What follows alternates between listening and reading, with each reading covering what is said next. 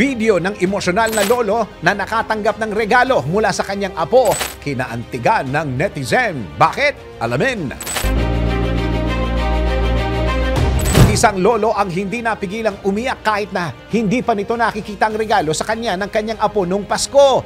Kung ano ang nasa loob ng regalo, eto. Sa Marilao, Bulacan, isang nakakaantig na kwento ng pagbibigayan ang nasaksihan ng mga netizen online mula sa video na pinost ni Chris Angelica Gimbal, kung saan makikita na inabutan nito ang kanyang lolo na si Tatay Vic ng isang paper bag na naglalaman ng kanyang regalo para rito. Maririnig na inaasar pa ni Chris ang kanyang 73 taong gulang na lolo na baka umiyak pa ito dahil sa natanggap na regalo. Baka umiyak ka pa. Merry Christmas, tatay. Wala, umiyak. Tayo magka-umiyak, iiyak din ako.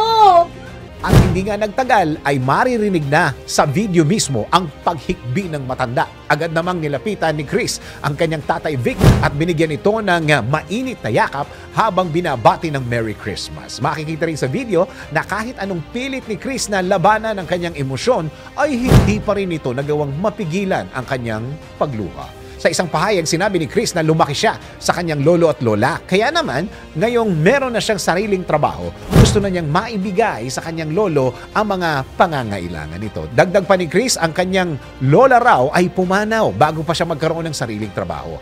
May kanya-kanya na rin daw pamilya ang mga anak ni Tatay Vic, kung kaya naman ang mga apo na niya ang nag-i-spoil sa kanya. Ang dahilan naman kung bakit ganoon na lang ka-emosyonal si Tatay Vic nang makita ang regalo ni Chris dahil pangarap pala ito na magkaroon ng polo shirt mula sa partikular na brand.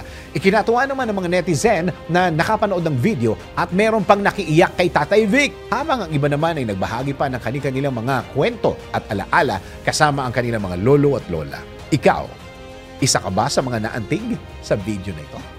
DWIZ Research Report. Report.